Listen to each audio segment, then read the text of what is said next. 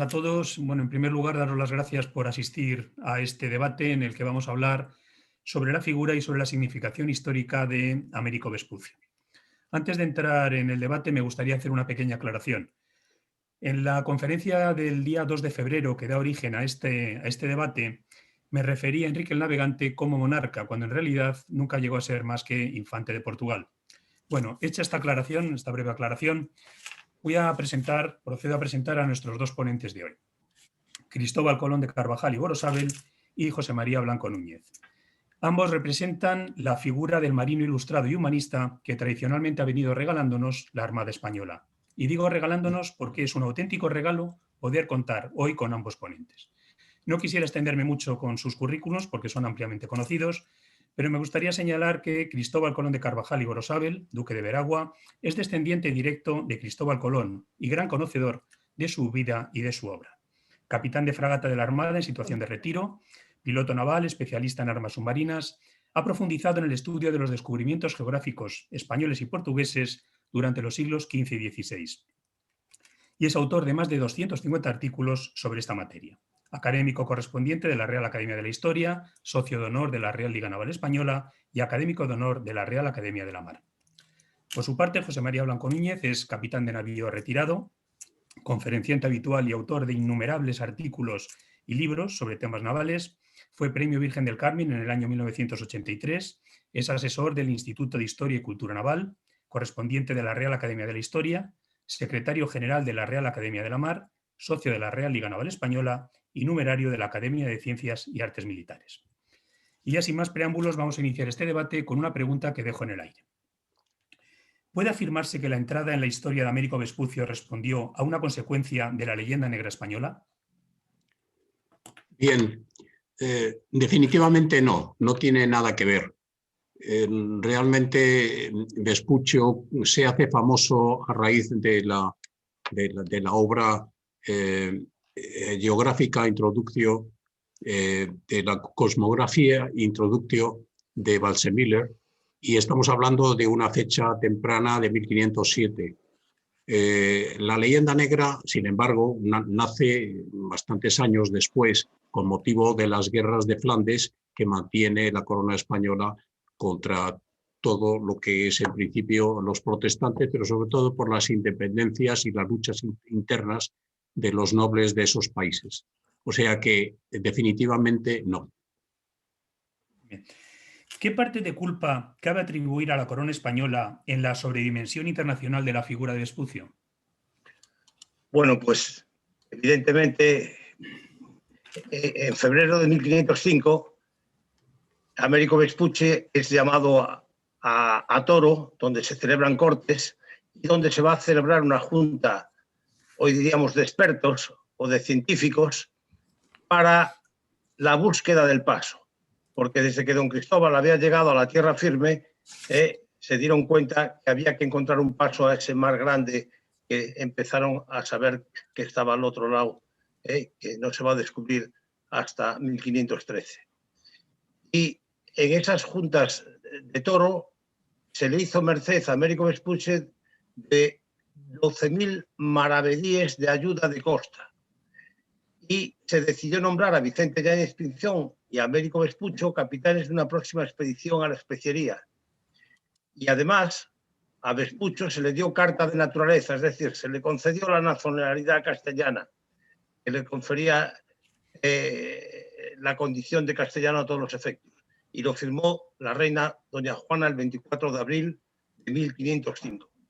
Además, y por último, el 22 de mayo de 1508, fue nombrado en Burgos piloto mayor de la Casa de Contratación de Sevilla, con sueldo de 50.000 maravedíes al año y otros 25.000 más como ayuda de costas. Y además era la primera vez que se nombraba piloto mayor de la Casa de Contratación. Sí, yo quería aquí añadir que a esa Junta de Toro, que fue la antesala de la Junta posteriormente de Burgos de 1508, esta Junta de Toro de 1505 fue invitado el almirante porque él tenía que exponer allí qué es lo que había visto en su cuarto viaje. el problema de no haber hallado el paso, todo esto lo tenía que explicar. Como él estaba inmovilizado por la artrosis que le mantenía en cama, pues envió como representante suyo a su hermano Bartolomé, que conocía perfectamente el asunto, y ahí los puso. Y de allí salió precisamente, arrancó la persecución de una meta que les llevó 4 siglos prácticamente, porque eso fue la búsqueda del paso, la famosa búsqueda del paso. Pues nació precisamente allí en la Junta de Toro de 1505. Efectivamente. Bien. Otra pregunta. ¿Falleció Colón consciente de que había descubierto un nuevo continente o, por el contrario, creyó siempre que aquellas tierras formaban parte de la India? Bueno, nos quedamos siempre, cuando leemos la historia, con la última imagen. Es decir, que Colón cree que ha llegado a las costas de Asia, pero no siempre fue así. Es decir, Colón, después de cada viaje, hacía una composición de la geografía tal y como la consideraba. O sea que a la vuelta del primer viaje se hace una composición geográfica, una imagen, digamos, un rompecabezas que él va montando pieza a pieza después de cada viaje. Entonces, el punto clave de todo esto tiene lugar precisamente en el tercer viaje. Luego lo veremos en una pregunta aclaratoria que las que siguen. Pero en el tercer viaje está convencido de que ha llegado a un nuevo continente. Luego eso se rompe con motivo del cuarto viaje, porque él pretende encontrar el paso entre esa tierra continental que ha descubierto en el tercero y la tierra de Asia, a la que cree que pertenece Cuba, que considera una península de Asia. Pretende encontrar el paso que le lleve hasta la India, hasta las Islas de las Especias. No lo encuentra, y entonces de ahí deriva que precisamente lo considere unido y piensa que es una tierra de Asia. Pero entonces dejemos claro el concepto de que han sido 2 momentos distintos. Luego lo aclararemos mejor con motivo de la explicación del tercer viaje. ¿Quieres decir algo, José María? No, nada, está perfectamente contestado. No. ¿Fue en No tengo algún nada momento que de su vida Vespucio consciente de la sobredimensión de su figura? Bien, yo creo que hasta cierto punto él lo buscó, porque era una persona que perseguía claramente la fama. Él realmente es un personaje que va informando de todo lo que hace, y lo hace de forma grandiosa. En cierta medida, a mí me recuerda mucho la publicación de la carta Mundus Novus, que recopila una serie de cartas que ha escrito Vespucio, y allí va hablando de lo magníficos que eran las tierras que ha descubierto, de la vegetación exuberante, de los habitantes del mundo aquel, de los caníbales, bueno, de una forma que para los que no lo han podido ver, recuerda muchísimo a la carta de Cristóbal Colón anunciando el descubrimiento del Nuevo Mundo, que fue una carta que tuvo una grandísima difusión a lo largo de todo el mundo conocido del continente europeo, y que en muy pocos años tuvo 14 ediciones. O sea que él busca, yo creo que hay un gran paralelismo entre la carta de Colón y la carta posteriormente de Vespucio. Pero él efectivamente va buscando eso. Yo no sé si hasta ese punto considera que ha sido famoso. Yo creo que sí. ¿Cómo fue la relación existente, la relación personal entre Vespucio y Colón? Bueno, la relación es muy buena. Yo partiría, para empezar a entender cuál es la relación, empezaría a contar desde el principio qué es lo que les une. Bien, Cristóbal Colón, cuando va a descubrir el Nuevo Mundo, tiene con los reyes unas reuniones que todo el mundo conoce y que acaban en las negociaciones que se conocen como capitulaciones de Santa Fe del 30 de abril de 1492. Bien, ahí en ese momento los reyes, para financiar la empresa, ponen 1.140.000 maravedíes. Pero no es suficiente. Hay una parte que pone Colón. Colón pone 500.000 maravedíes. Y esos 500.000 maravedíes, por supuesto que no los tiene. Todo el mundo lo sabe que hasta ese momento no tenía dinero en absoluto, después de pasarse 7 años persiguiendo a la corte. Entonces, eso lo pone un personaje que es un banquero florentino que se llama Juanoto Berardi. Juanoto Berardi es un comercial que está establecido en Sevilla. Y este es el que apoya, junto con otros banqueros, al proyecto colombino. Bien, el caso es que Juanoto Berardi, a partir de ese momento, está detrás del proyecto de Colón, le apoya en todo momento económicamente la organización de viajes y tal. Juanoto Berardi es como decíamos, un personaje que es el representante de Lorenzo Pierfrancesco de Medici, que es el primo hermano de Lorenzo Magnífico de Medici, el que todo el mundo conoce, el de la historia. Bien, esta familia, como otras muchas familias dedicadas al mundo comercial, o sea, a la banca, al mundo comercial, reunían a todos los miembros y se repartían geográficamente las ciudades, porque no tenían la comunicación que tenemos ahora y entonces pues iban parientes como representantes de la familia a un sitio a otro. Y entonces la parte que le tocaba de la zona del extremo de Europa, de Lisboa y de España, pues le cae a Lorenzo Pierfrancesco de Medici. Lorenzo Pierfrancesco de Medici, que tiene un representante que es Juanoto Berardi. Juanoto Berardi está en todo esto ayudando a Colón, como veíamos. En un momento determinado, en diciembre de 1495, Juanoto Berardi se muere. Y el que continúa con la empresa aquella es precisamente Américo Vespucci. Américo Vespucci, que es digamos, una de las manos derechas de Lorenzo de Medici. Que había venido desde allí ya apoyando a Juanoto Berardi, y entonces a su muerte continúa con el negocio que él mantenía. Que, por cierto, el negocio que mantenía era una parte dedicado al comercio y venta de esclavos. No indios, sino esclavos de Guinea que traían los portugueses, y como estaba establecido en Lisboa, luego esos esclavos se vendían en los comercios de esclavos de Sevilla y de Valencia principalmente. Bueno, en total, que con esta relación con Juanoto Berardi, Colón conoce, por medio de él, conoce a Américo Vespucci. De tal manera que ambos los dos coinciden con Colón cuando él se presenta a los reyes en Barcelona a la vuelta del primer viaje.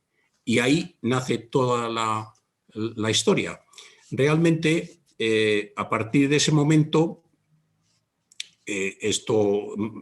se inicia una amistad que los reúne muy bien porque tienen unas características comunes. Américo Vespucci es nacido en Florencia, o sea, un extranjero igual que él. Y además tiene una edad parecida. Se llevan una diferencia 6 u 8 años, tan solo. Colón mayor.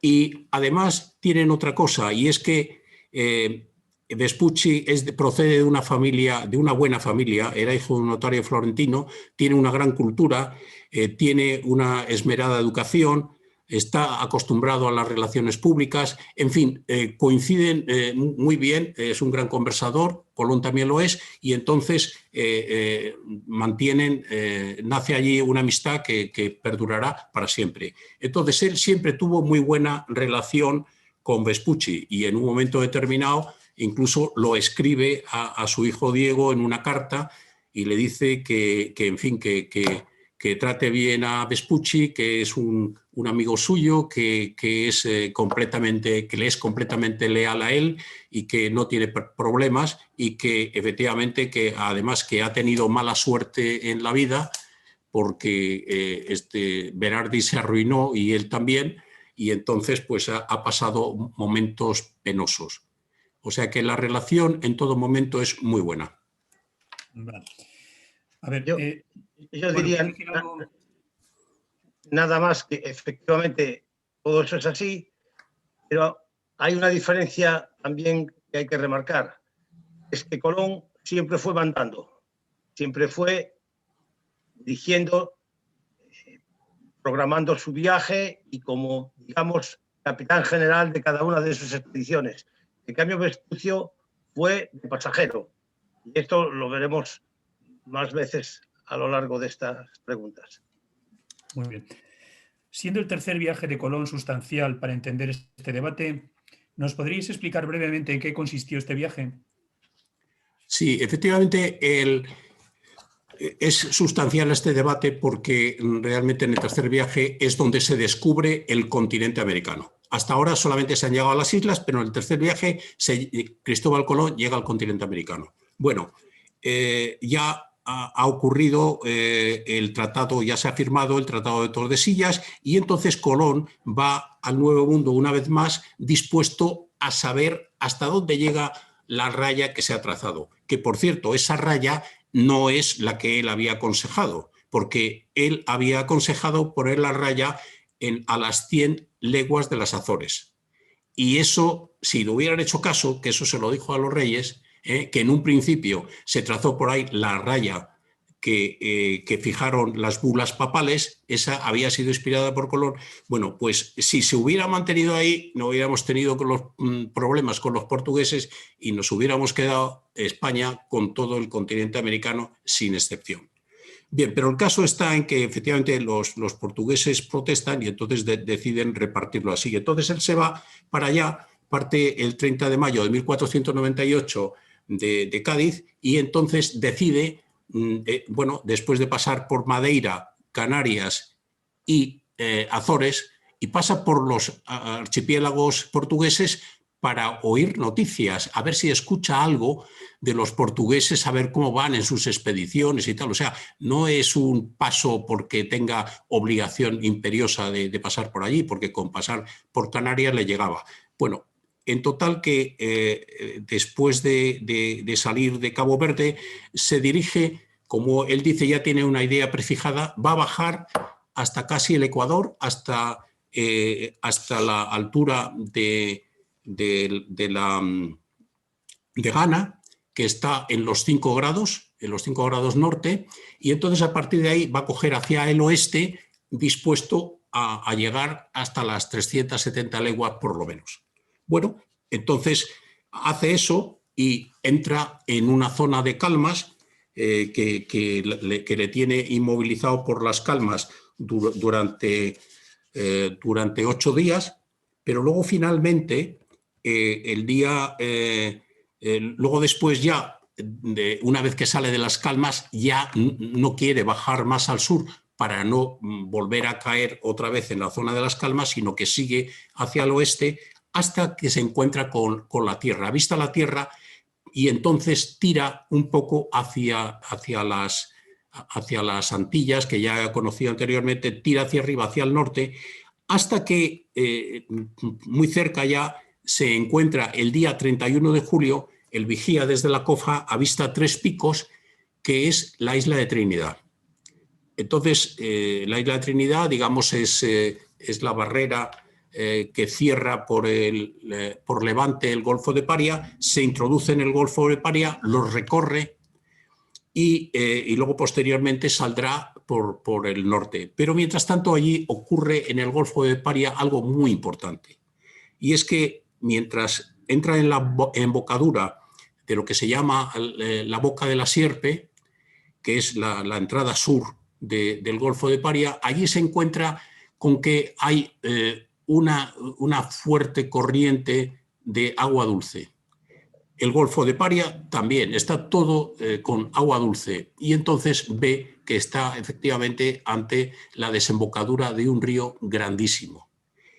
Eso le lleva a reflexionar algo interesante, y es que piensa que debido a ese gran río, un gran río no puede estar en una isla, sobre todo cuando ha visto que tiene un delta tan amplio y que genera tal cantidad de agua. Eso pertenece a una tierra grande que, por otro lado, por los nativos sabe y tal, que está extendida mucho hasta el sur.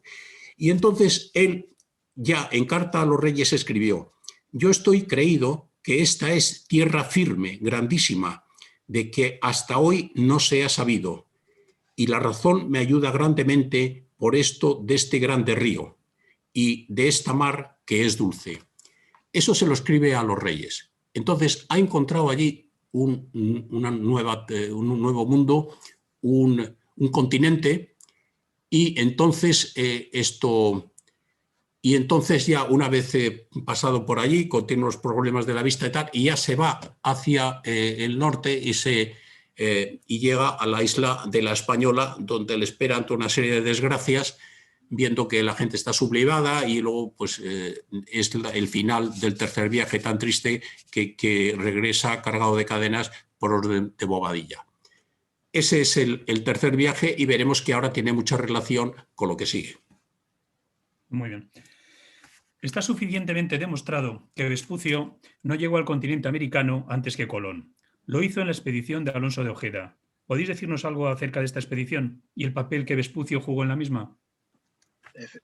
Pues sí, Alonso de Ojeda es un personaje importante que ahora vamos a explicarlo, pero en cuanto a la pregunta concreta, llegó 13 meses más tarde Vespucio a la costa firme que don Cristóbal Colón.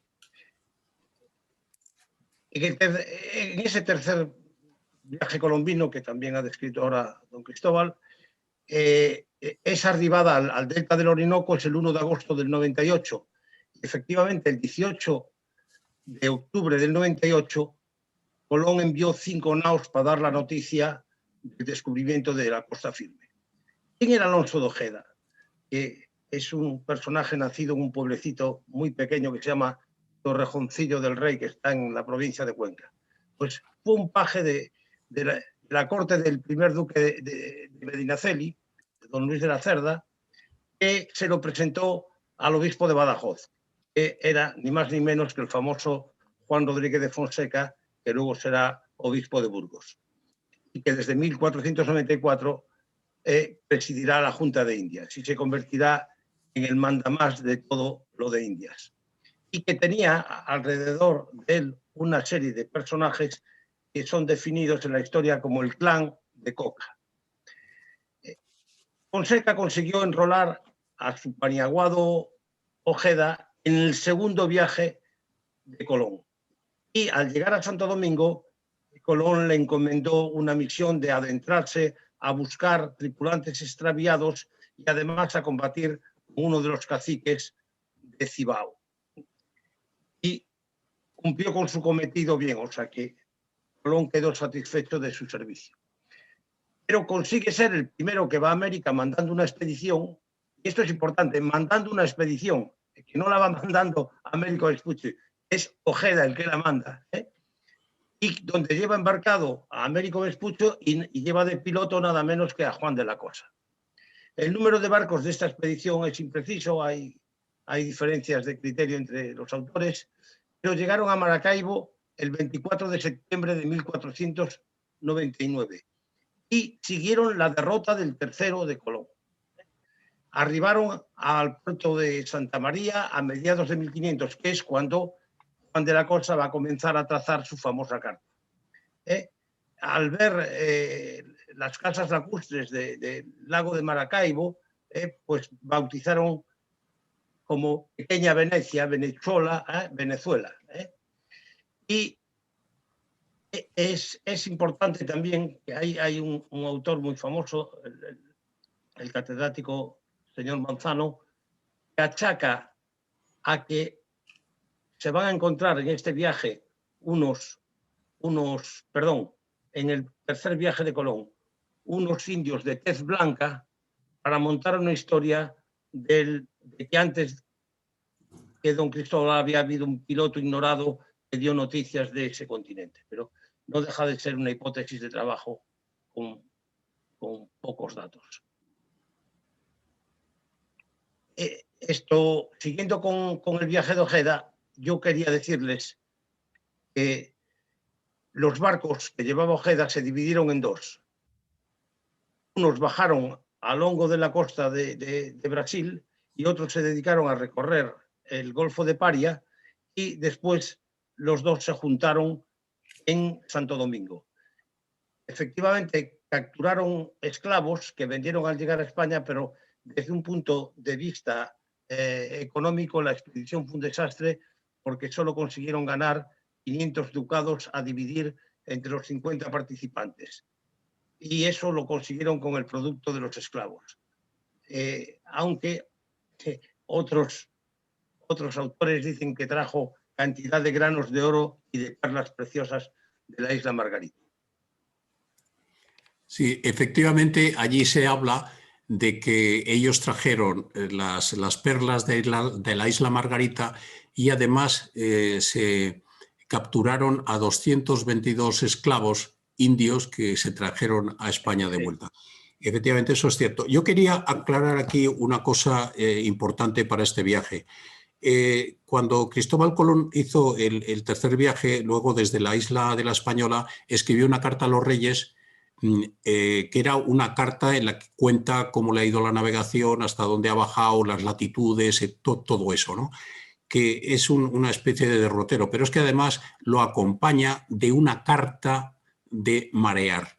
Bien, esto lo envía desde la Española en octubre de 1498 y esto llega a España, a Sevilla, y entonces ahí lo que ocurre es que Fonseca, el obispo Fonseca, le da esa información, la carta de marear que ha enviado el almirante y todos los datos que figuran en la carta a los reyes se los proporcionan a una serie de navegantes, no solamente a Ojeda, no, se lo proporciona a otros muchos navegantes que están por allí, que de hecho se producen a raíz de esa noticia y la carta que proporciona Colón. Esa carta sirve para que se monten 6 expediciones, ni más ni menos, 6 expediciones. Todas estas expediciones, quiero hacer constar que yo no creo en absoluto que el obispo Fonseca corriera con la responsabilidad de autorizar estas expediciones, que por otro lado, cada una de ellas tenía una capitulación específica firmada con la corona. O sea que detrás de todo esto estaba la idea del rey don Fernando de acabar con el monopolio colombino que tenía convenido. Entonces, esto fue con autorización y todo pleno conocimiento del rey. La entrega de esta carta y toda esta información del cuarto viaje, sin el cual no se hubiera podido hacer el viaje de Ojeda y los 5 que vinieron después. Bien. ¿Hizo Vespuccio algún viaje con los portugueses? Sí, efectivamente hizo 1 o 2, seguramente solamente 1. Me explico. Es una pregunta un poco larga de contestar. Las cartas del Mundus Novus que ya citó Cristóbal antes, ninguna de esas cartas está firmada por Vespuccio. Y parece ser que hay parte de verdad, parte que son cartas de él, pero mejoradas o ampliadas de una manera para crear una leyenda, en una palabra. Y hay 2 tipos de cartas. El Mundus Novus, que dirigió desde Lisboa al que ya citó también Cristóbal, Pier Francesco de Medici il Popolano, que es el que había enviado a Vespuccio a Sevilla, y relata un viaje bajo bandera portuguesa, que es el viaje de Gonzalo Cuello. Otra vez vemos que Vespuccio no va mandando nada, va de pasajero, de un señor Gonzalo Cuello que luego lo apartan de la gloria de los descubrimientos y y del importante papel jugado en el Brasil. Esa carta está fechada en Florencia en abril de 1503. La segunda carta, sobre las islas recién halladas, en los 4 viajes que realizó, dice, y están dirigidas el 4 de septiembre de 1504 a Piero Soderini, magistrado supremo de la República Florentina, y describe 4 viajes al Nuevo Mundo. Los 2 primeros por mandato del rey católico y los 2 últimos al servicio de Manuel I de Portugal. Y el resto de las cartas se llaman las cartas familiares de Vespucci y no han sido publicadas hasta el siglo XVIII. Por lo tanto, se ha podido, digamos, adornar mucho todo esto, buscando intereses que no son precisamente muy históricos o muy científicos. Yo quería leerles lo que dice el diccionario biográfico de la Real Academia de la Historia, que está redactado por la doctora Varela y que me parece fundamental para entender todo esto, porque dice: las contradicciones explícitas en las cartas son múltiples. A disparates geográficos se unen excesivos y sospechosos paralelismos con los viajes de Colón. O sea, tenían que conseguir que Vespucci hubiese hecho 4 viajes igual que los había hecho don Cristóbal Colón, a quien se trata de quitar la autoría del descubrimiento del continente americano. Además, existe una ansia desmedida de privar de mérito no solo a Colón, sino también a toda una serie de navegantes al servicio de España. Parece más bien que estas cartas son todas ellas, en mayor o menor medida, unos arreglos de cartas auténticas de Vespucci que se fueron urdiendo a lo largo de los siglos al servicio de una propaganda florentina o antiespañola. Los viajes en sí, bajo la corona de Portugal, el que es seguro, empezó en Lisboa el 13 de mayo de 1501 y terminó hacia mayo de 1503. ¿Por qué se fue a Lisboa? Bueno, porque una cosa que se repite mucho, si tienen la paciencia de coger el cedulario indiano, verán que cantidad de veces la corona española prohíbe pasar a sus dominios de América a extranjeros y sobre todo a portugueses. Los portugueses lo tenían fácil porque decían que eran gallegos y como entonces no había ni carnet de identidad, ni fotografía, ni nada, pues se colaban. Pero se prohíbe lo que se hace y cuando se prohíbe una cosa es que se está haciendo. Entonces, Américo Vespucci, al ver esa prohibición, se va a Lisboa y se embarca en la mencionada expedición de Gonzalo Cuello. No está claro después si hizo un segundo viaje. Y en ese primer viaje, es el que recoge la carta Mundus Novus, llegaron hasta los 52 grados de latitud sur. También los autores, diversos autores, discuten si vio o no vio el Río de la Plata. Otros lo sitúan a menos que en las Georgia del Sur. Indudablemente hay el precedente del viaje de Vasco de Gama, que para ganar el viento, para montar el Cabo de Buena Esperanza, se acerca mucho a la costa argentina y Vespucci va a longo de costa, Vespucci no, Gonzalo Cuello, van bajando y parece ser que dan nombre, un primer nombre que ahora no recuerdo, a la ciudad de Montevideo, que ahora la teoría es que es el Monte Quinto de este a oeste, el 5 romanos, y bueno,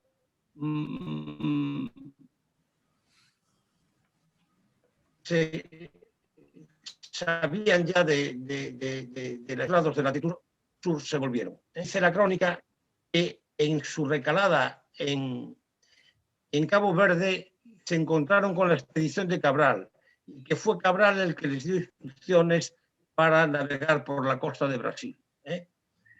Ya saben que luego, el año 19, don Fernando de Magallanes se dispuso a llegar hasta los 75 grados de latitud sur si fuese necesario para encontrar el paso, ¿no? Pero lo encontró en los 55 grados en el Cabo de las Vírgenes. Y bueno, para no tardar más, diré que estuvieron en Todos los Santos, en Río de Janeiro, que se adentran en el continente brasileiro y es cuando relata las costumbres de los naturales y los animales y como un naturalista de la época, ¿no? Describe lo que luego vamos también a aprender en la crónica de Pigafetta. Creo que con eso ya llega para esta pregunta. ¿Cómo llega Vespucci a la conclusión de que aquellas tierras formaban parte de un nuevo continente? Bueno, yo no sé, creo que ya lo ha dicho Cristóbal también, que Vespucci era un hombre culto y cultivado de su época, un hombre que seguramente había leído los relatos de Marco Polo, que sabía los relatos de los misioneros que intentaron adentrarse en la China, que sabía las caravanas árabes de la ruta de la seda y tenía un cierto conocimiento de lo que era el Catay y lo que era el Zipango. Por tanto, cuando se adentra en un continente y no encuentra nada de lo que él lleva en mente, de lo que es el mundo antiguo, pues dice, este es un nuevo mundo diferente que no puede ser el que yo conozco por mis lecturas. Pero bueno, es una percepción que yo hago porque en realidad es una pregunta difícil de contestar, ¿no? Hombre, yo ahí también creo que él conoce como perteneciente a a una de las expediciones de estas que hacen al mundo siguiendo la carta de Colón, que tienen allí el relato, deberían de tener la copia que Colón dirige a los reyes, y allí se habla precisamente del párrafo ese que yo les leí anteriormente, de que Colón está convencido, está creído de haber llegado a una tierra firme, grandísima, es decir, a un continente. O sea que esa idea, ese concepto que es fundamental, que ha transmitido a los reyes, eso todos los que parten de la expedición lo pueden haber leído. Y que efectivamente pues habrá tomado nota de ello. Y yo creo que además al haber observado a las gentes que conoce a lo largo de la costa y tal, pues eso le va confirmando la idea de que aquello es cierto. Muy bien. ¿Por qué tuvo tanta importancia la obra de Batz Miller en el encumbramiento de Vespucci como descubridor del nuevo continente? Bueno, pues porque fue la primera vez en la historia de la cartografía mundial este alemán escribió sobre el pergamino donde dibujó su famoso mapa la palabra América. El libro, vaya, el atlas se llamaba Universalis Cosmographia Secundum Ptolomei Traditionem et Americi Vespucci Aliurunten Illustraciones. O sea, y está publicado en 1507. Y lo publicó junto a un pequeño globo terráqueo impreso en usos, si entran en la red lo ven inmediatamente, con los cuales se podía construir una esfera terrestre y tener un globo terráqueo. Y esa redacción suele atribuirse a un colaborador suyo que se llamaba Rickman. Pero esto se junta con el famoso secretismo español. Los reyes habían tenido conocimiento del descubrimiento de un nuevo mundo o de unas Indias occidentales y crean en el año 1503 la Casa de Contratación, y dentro de la Casa de Contratación está el Padrón Real, que es secretísimo. Aquí los únicos que sabemos de los descubrimientos y de los mapas de América y de las cartas de navegación de América somos nosotros, y no damos a conocer esto para que nadie se atreva a ir a arrebatarnos aquellas tierras que hemos descubierto. Mientras que los países que no habían tenido la suerte de España y que, como dijo Francisco I muy claramente, Francia también quiere ser parte del testamento de Adán, porque no estaba conforme que con unas bulas pontificias España y Portugal se hubiesen repartido el mundo en dos, pues hacían lo contrario, que era estimular a la juventud a navegar y a salir fuera. ¿Y cómo? Publicando continuamente todos los relatos de los libros de viajes, publicando cartas, haciendo atlas y todo lo que pudiese dar a entender que había un mundo grande que había que ir a él. Por tanto, son dos cosas contrapuestas. Es curioso, ese secretismo español lo rompían los reyes con sus famosos regalos a los cardenales y al Papa, porque la carta de Juan de la Cosa termina en los museos vaticanos, luego es toda una odisea pasando por París para que venga a España, y las cartas mejores que hay de esa época están casi todas en Italia, en Turín y en Florencia y en otros sitios, porque tenían la costumbre, por ejemplo, el cardenal Salviati, que fue el que vino a casar a Carlos I con Isabel de Portugal en Sevilla, pues le regalaron la carta, que es la famosa carta Salviati, que se puede ver hoy en Turín. Por tanto, era un secreto y se va a ver luego, porque al propio Vespucci, cuando es ya el piloto mayor de la casa de contratación, como decimos en la Armada, le tiran un cuerno porque comunica demasiado a la gente sus mapas y sus derrotas a América, y le llaman la atención y le dicen que se calle la boca y que no haga esas cosas. Bien. Yo quería aquí añadir una cuestión para ver exactamente, efectivamente, además de lo que tú has contado, para recalcar la importancia que tiene esta obra. La obra de Martin Waldseemüller, de Cosmografía Introductio, que tú hablabas, que se publica en 1507, resulta que es una obra, es un atlas de Ptolomeo. Ptolomeo era el geógrafo más reconocido de aquella época, y entonces ese atlas de Ptolomeo se complementa con esta visión que le da precisamente Amerigo Vespucci. ¿Cómo llega al conocimiento de que existía Amerigo Vespucci, este señor Waldseemüller? Pues porque ha corrido por ahí, ha leído la carta famosa de Mundus Novus, y entonces le llama, y entonces hacen un diseño de las nuevas tierras, que por supuesto pues distan mucho de ser las que conocemos hoy en día, pero eso es suficiente como para que decida hacer una ampliación del atlas este de Ptolomeo, con esa visión nueva de las tierras que se han descubierto. Bien, el caso es que efectivamente Martin Waldseemüller, como todo el mundo sabe, pues le da el nombre de esas tierras, las tierras de Américo.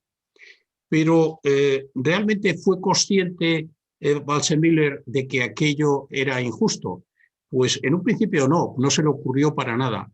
Pero la verdad es que hay que ser honestos con él, porque el propio Waldseemüller, cuando conoció la usurpación que había cometido, rectificó en una edición posterior de 1513 la geografía, y con un mapa en el que llamaba a la nueva tierra Terra Incógnita. Ya había suprimido lo de América, ¿no? Había puesto Terra Incógnita. Lo cierto es que el atlas este inicial de 1507 se vendió a una velocidad de rayo, porque en cuestión de unos meses había vendido 1000 ejemplares. O sea, fue un bestseller de la época. Aquella información se difundió muy rápidamente por toda Europa, y aquello, pues efectivamente, aquella noticia inicial se hizo imparable. Por mucho que naciera posteriormente la edición esta de 1513, digamos, el mal estaba hecho. Pero hubo buena voluntad por parte de Martin Waldseemüller para rectificar aquello, porque además allí puso que el descubridor había sido Cristóbal Colón y no Américo Vespucci, lo puso allí claramente. Es una pena, porque Ptolomeo tenía que haber tomado las mediciones de Eratóstenes, de la famosa criba de Eratóstenes que nos enseñaban en nuestro bachillerato. Y sin embargo tomó las de otro autor que corrigió malamente a Eratóstenes bastantes años después, que no me acuerdo ahora el nombre, y por eso tanto don Cristóbal como luego Magallanes se equivocan o toman una dimensión del diámetro de la Tierra equivocada, ¿no? Y todo venía de no haber tomado, porque Eratóstenes había hecho una medición verdaderamente prodigiosa, con un acercamiento a la realidad muy, muy grande. Sí, muy próximo a los 40.000 40.000 kilómetros. Eso hace ver que cuando Magallanes se adentra en el Pacífico, a lo que él llama el Pacífico, que nosotros le llamábamos la Mar del Sur, pues va a estar 3 meses completamente desconcertado, porque él se imaginaba que iba a encontrar la Tierra mucho más pronto, ¿no? Porque tenía una medición y eso es también lo que le pasó a don Cristóbal. Muy bien. Pasamos a la siguiente. ¿Por qué dentro de España no se denunció esta campaña en favor de la figura de Vespucci y en contra de Colón? Bien, inicialmente los españoles nunca hemos reaccionado a nada de esto, Además, existía la forma de actuar, de mantener el sigilo de todo lo que pasaba, pero por otro lado, el rey don Fernando el Católico ya manifestaba una gran animadversión hacia el almirante, que no era el único, porque a don Gonzalo Fernández de Córdoba le pasó exactamente lo mismo, o sea, no era un mal de Colón solamente. En total, que el caso está en que no defendió, España no defendió para nada aquello y la cosa siguió adelante. De todas formas, también hubo un hecho que vino a parar cualquier intervención por parte de la corona de España, porque en 1500, a finales de 1509, principios de 1510, con motivo, una vez fallecido ya Colón, a la vista de que no se cumplía lo pactado con su padre en las capitulaciones de Santa Fe, el hijo de Colón, don Diego, le pone un pleito a la corona. Y entonces ya razón de más, porque precisamente ahí en aquellos pleitos lo que se trata es de desprestigiar a Colón, con que restarle todos los méritos de los descubrimientos, con que él no había descubierto nada, con que lo había descubierto. Ahí salen una serie de situaciones tan perversas por parte de los fiscales de la corona, que esto hace saltar a Fray Bartolomé de las Casas al ver tanta injusticia que se estaba cometiendo, ¿no? Y entonces ahí, bueno, acusa a los fiscales de la corona de actuar de una manera tan mentirosa que dice que efectivamente que les va a juzgar el cielo por ello, porque tanta mentira no puede ser, y que encima el rey lo apoye porque eso va en contra del prestigio del propio monarca, ¿no? Cuenta unas cosas muy terribles allí de lo que ocurre con todo eso, pero esa es una de las causas. ¿Fue consciente Colón de este fenómeno de equívocos propagandísticos, atribuyendo a Vespuccio un papel no correspondido? No, rotundamente no, vamos, porque don Cristóbal falleció en Valladolid el 20 de mayo de 1506, y como acabamos de ver, el Atlas se publicó en el 1507 y tardaría tiempo en llegar y en difundirse, por lo tanto es imposible que tuviese conocimiento de ello. Bien. En el proceso revisionista posterior sobre la figura de Colón como descubridor de América aparece la figura del padre Bartolomé de las Casas. ¿Existió en realidad animadversión de este hacia Vespuccio? No, yo creo que el padre de las Casas, la mayor parte de la gente lo tiene puesto en cuarentena a la vista de que escribió esa obra llamada La brevísima de la destrucción de las Indias. Bien, realmente esa obra fue un folleto, pero que no se parece en nada a lo que es la historia de las Indias, que es una obra muy voluminosa en que coge los primeros años de la conquista. Bartolomé de las Casas es un historiador, yo creo que fundamental para entender en esta época. Y además que tiene una ventaja, y es que es independiente. De tal manera que en contra de lo que pasa con los cronistas de los reyes que escriben, a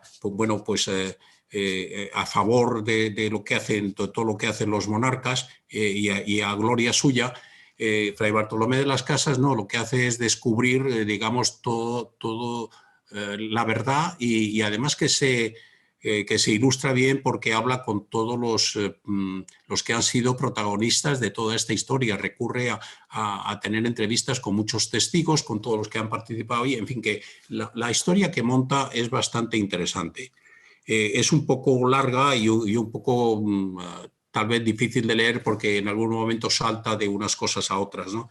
Y metiendo además cuestiones de tipo de disquisición acerca de dónde estaba el paraíso terrenal y otras muchas cosas así que hacen difícil la lectura. Pero con respecto a Vespuccio, él no le tiene animadversión. Es más, cuando dice que en el primer viaje que declara Vespuccio que ha hecho de 1497, en el cual ha descubierto el Nuevo Mundo antes que Colón, dice que eso no es verdad, pero dice que parece que ha habido error y no malicia en ello, con lo cual descarta ahí una falsedad por parte del florentino.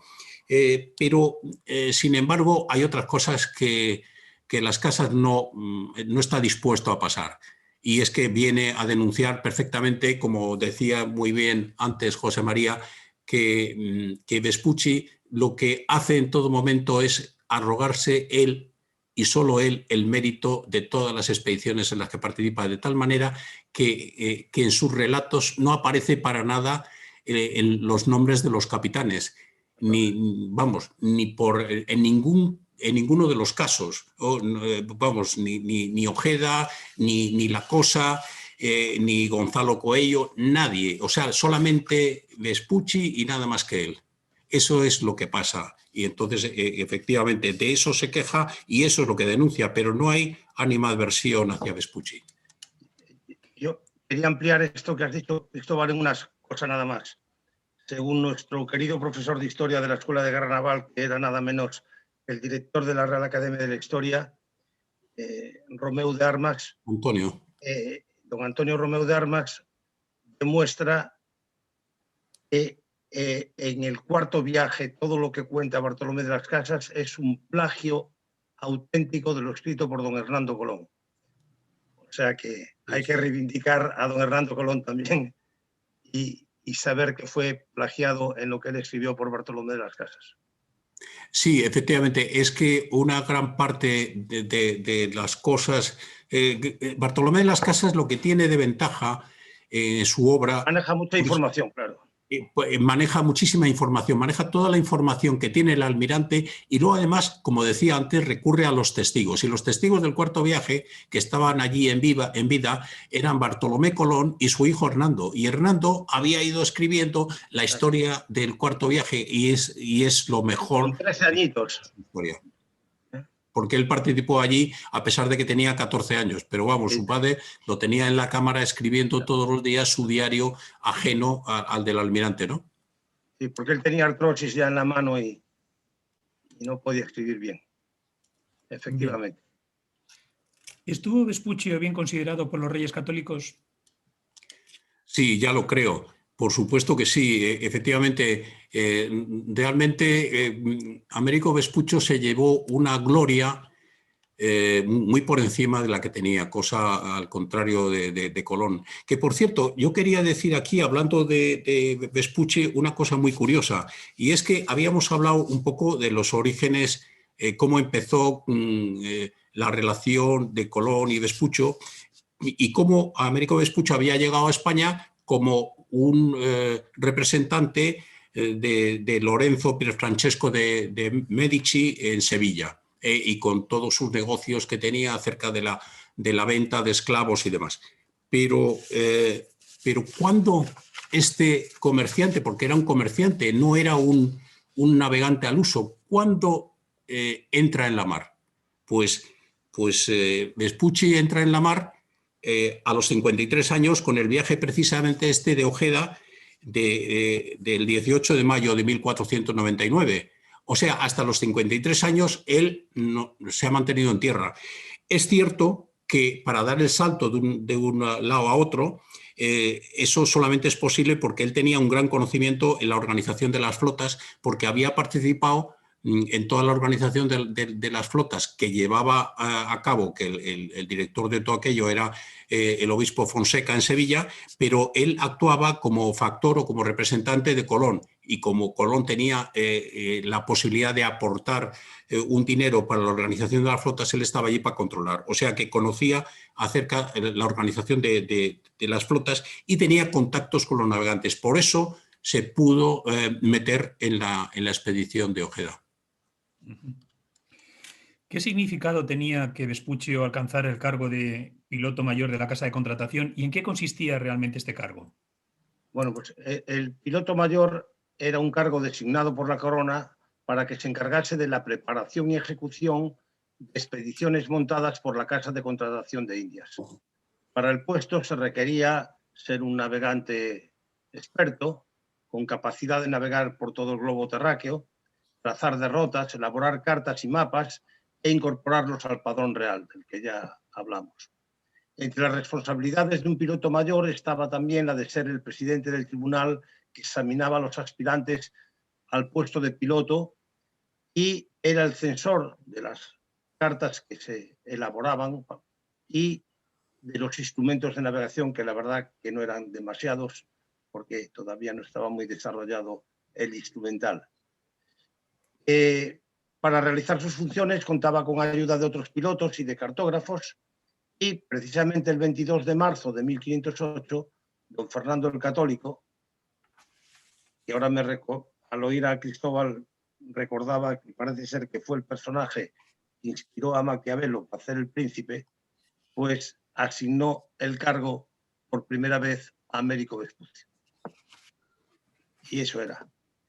Y desde luego los que continuaron fueron gente de gran prestigio y dieron lugar a eso que el almirante Guillén cultivaba en el antiguo Museo Naval, diciendo que Europa aprendió a navegar en libros españoles, porque las obras de navegación españolas del siglo XVI y principios del XVII tuvieron traducciones a todos los idiomas europeos, y en algunas naciones como Inglaterra y en Francia más de una edición, o sea, 6, 7 y 8 ediciones. Están todas catalogadas y las conocemos perfectamente.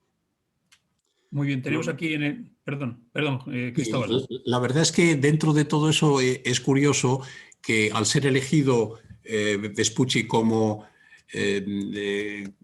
al cargo de Indias, pues resulta que los pilotos que están allí en la casa de contratación y los que van a hacer cursos y tal, pues en cierta medida pues hay algún momento que se quejan diciendo un poco que qué les va a enseñar este Vespuccio cuando tampoco ha navegado tanto.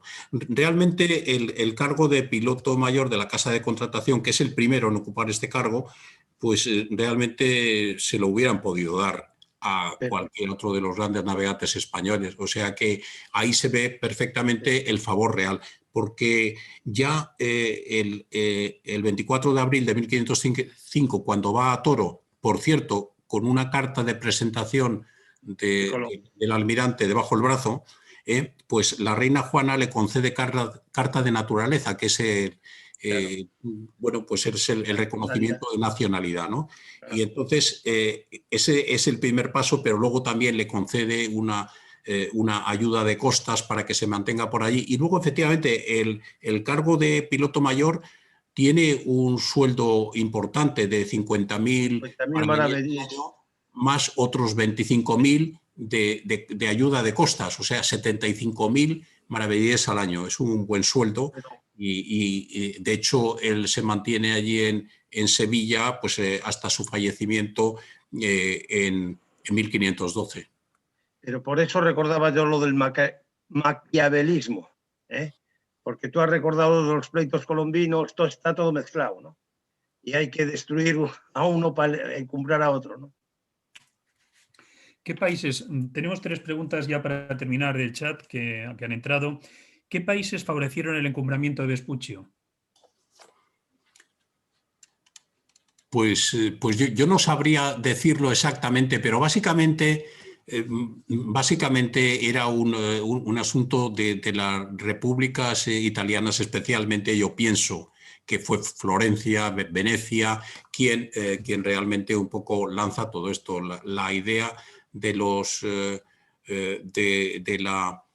la difusión de la geografía descubierta, pues es muy bien acogida en Europa, y yo creo que ahí toda la gente culta de las cortes europeas pues acoge la noticia, y ellos, digamos, no es por hacer en contra de España, sino simplemente por un interés por conocer una noticia que es importante para ellos, igual que lo fue en su momento la Carta de Colón, como hablábamos antes, porque de la Carta de Colón se hicieron ediciones pues, en Roma, en Florencia, en Barcelona fue la primera, pero luego hubo otras en Francia, en París, hubo varias ediciones en latín, en alemán también las hubo. O sea, quiero decir que en todas las cortes europeas tenían interés por conocer los avances geográficos. Tenemos ahora otra pregunta que es un poco colateral, pero bueno, si podéis aclararla. Nos dicen, ¿cómo se generaron los nombres de Colombia, la Columbia Británica o Columbus, en Ohio? Bien, sí. Lo sabes tú. Sí. Bueno, vamos a ver. En Estados Unidos, que es, bueno, como todos sabemos, una nación que nace a partir de la independencia como colonia inglesa en el 1776, pues entonces allí adoptan el nombre de Columbia como una fusión de Colón con la figura femenina de la libertad. Y entonces, estamos hablando de los años ya posteriores a la independencia de los Estados Unidos. O sea que a partir de ahí es cuando empiezan a surgir nuevas ciudades, se desarrolla todo el territorio, nacen ciudades nuevas y entonces a partir de ahí es cuando nace este nombre de Columbia que se da a una porción de Carolina del Sur, ¿no? El distrito de Columbia también, donde se sitúa la capital federal de Washington. Luego tienen allí la ciudad de Columbus, Ohio, que fue fundada en 1812. Estamos hablando ya de unas fechas ya posteriores a esta independencia de la que hablamos, y entonces se toma la figura de Colón como el descubridor realmente de todo el continente, ¿no? Y aquí ya no entra en las disquisiciones que hablamos de Américo, ¿no? A ver, nos hacen otra pregunta que no sé si podréis contestar. Dicen, ¿cómo contempla el sistema educativo español el descubrimiento de América? No sé si me temo lo peor, de todos modos. Yo me sé el de mi época, pero creo que está un poco trasnochado. Ahora, como hay historia de cada autonomía, pues no tengo ni idea, pero me temo lo peor. Bueno, seguramente sea eso. Bueno, se nos agota el tiempo, se han acabado también las preguntas y debemos finalizar el debate. Creo que ha sido un debate muy interesante y además muy profundo y nos ha servido pues, para clarificar el papel que dentro de la historia ha jugado Américo Vespuccio. Me gustaría indicar que el debate ha sido también grabado y que en breve se podrá consultar, si lo queréis consultar, en nuestro canal de YouTube de la Real Liga Naval Española.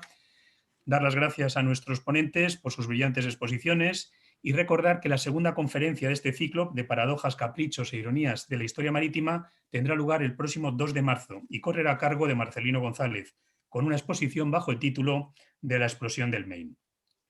Así que sin más, pues nos despedimos de todos vosotros y como decimos siempre en la Liga, buena mar a todos.